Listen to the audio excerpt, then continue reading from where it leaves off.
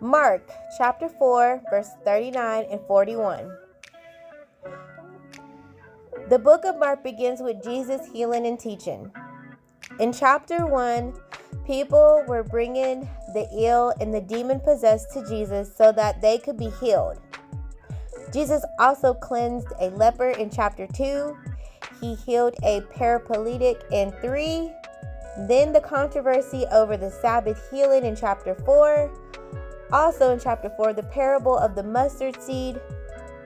So when the evening came in chapter 4, Jesus said to his disciples, "Let's go to the other side of the river." As they began to cross the Sea of Galilee, a fierce gale of wind and water and waves were breaking over the boat. This storm was fierce, almost hurricane-like. While the storm was raging, Jesus was asleep.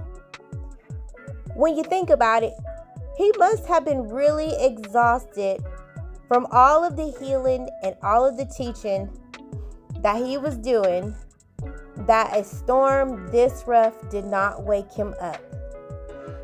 So the disciples woke him up in a panic and said, "Do you not care that we are perishing?" So Jesus gets up and rebukes the winds and told the sea to hush and be still, and the wind died down and everything became perfectly calm. Then Jesus says, "Why are you afraid? Do you still have no faith?" Let's think about this for a second. The disciples had eyewitness accounts of the healing powers that Jesus displayed, the godly wisdom that came from his teachings, from the parables that he taught, and they still were doubtful in a way. They even asked themselves, "Then who is this that even the wind and the sea obey?" It was almost like they were afraid, but they weren't afraid of Jesus harming them. But after all of the miracles and all of the healings they witnessed, the disciples, I believe, truly realized and gained a deep reverence for the supernatural power Jesus just displayed by calming the storm while they were on the boat. In the midst of the storms we encounter, we too get frantic and worried, and we sometimes ask God, "Do you not care that I am going through this?" And we lose sight of who God truly is and the almighty power he has.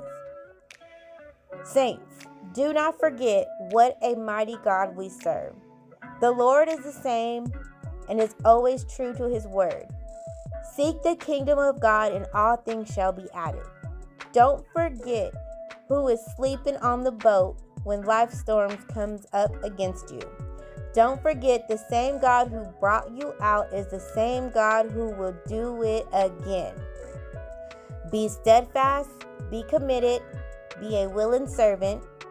As Ephesians 6 and 7 says, serve wholeheartedly as if you were serving the Lord, not people.